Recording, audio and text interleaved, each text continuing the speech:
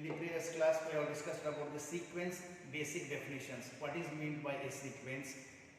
Okay, and constant sequence, bounded sequence. Here, when you say that it is a bounded sequence, it should satisfy both the lower bound and upper bound conditions. If a sequence is represented like this, k is less than or equals to xn, which is less than or equals to k, then it is a bounded sequence. It should satisfy both the conditions, lower bound and upper bound. Okay, so this is upper bound and this is a lower bound. Okay, as we have discussed in the previous class itself. Okay, see here, limit of a sequence.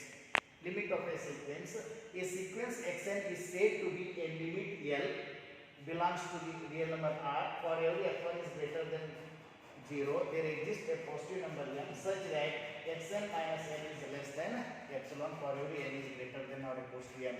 A sequence is said to be a limit of a sequence if as n tends to infinity, it tends to a finite quantity, so that is L as n tends to infinity. Okay. Next important definitions: convergent sequence, divergent and oscillatory sequence. See, what is meant by a convergent sequence? A sequence xn tends to L for every epsilon greater than 0, there exists a positive number m.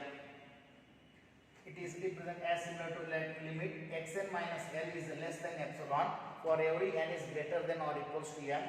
That is limit xn as n tends to infinity equals to L. So what it implies, a sequence xn is said to be a convergent if it tends to a finite quantity. If it tends to a finite quantity, then it is a convergent sequence. Is it clear? That is limit of xn as n tends to infinity equals to L. Here xn means any function it may be, as n tends to infinity. So in that, if you substitute that value, for example, limit that is 1 plus 1 by n as n tends to infinity.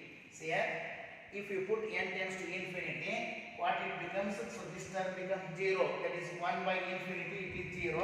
Here value is 1. So it is a convergent sequence. Okay. So next comes to divergent sequence. A sequence xn is said to be a divergent sequence if it tends to either plus infinity or minus infinity. In general, a sequence xn is said to be a divergent sequence if it tends to infinity. Okay, then only it is said to be a divergent sequence. Limit of xn as n tends to infinity equals to infinity. So here, there exists any finite value, so that is k, such that if xn is greater than k, then it is plus infinity. It tends to plus infinity. If xn value is less than minus k, so for every n is greater than or equals to infinity, so it is minus infinity. So in general, a sequence xn is said to be divergent if it tends to infinity, infinite quantity. Either it may be plus infinity or minus infinity. Okay.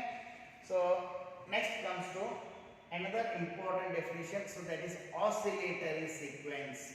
What is meant by the oscillatory sequence? Whether it is convergent or divergent, it is neither. Either means both. Neither means not. Neither convergent nor divergent. Here it clearly implies that it is not a convergent and not a divergent sequence. A sequence, if it is not a convergent and divergent, then only it is a oscillatory sequence. See, in that two types are there. What are those? Finitely oscillatory series and infinitely oscillatory series.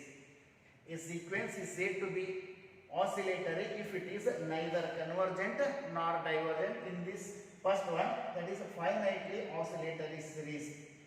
Finitely oscillatory series means if you tends to a limit value as n tends to infinity, it should have finite value. Even though it is finite value, it is not oscillatory because it fluctuates. Say, it fluctuates in between the finite quantities. it fluctuates in between the finite quantities, it implies that it has more than one value.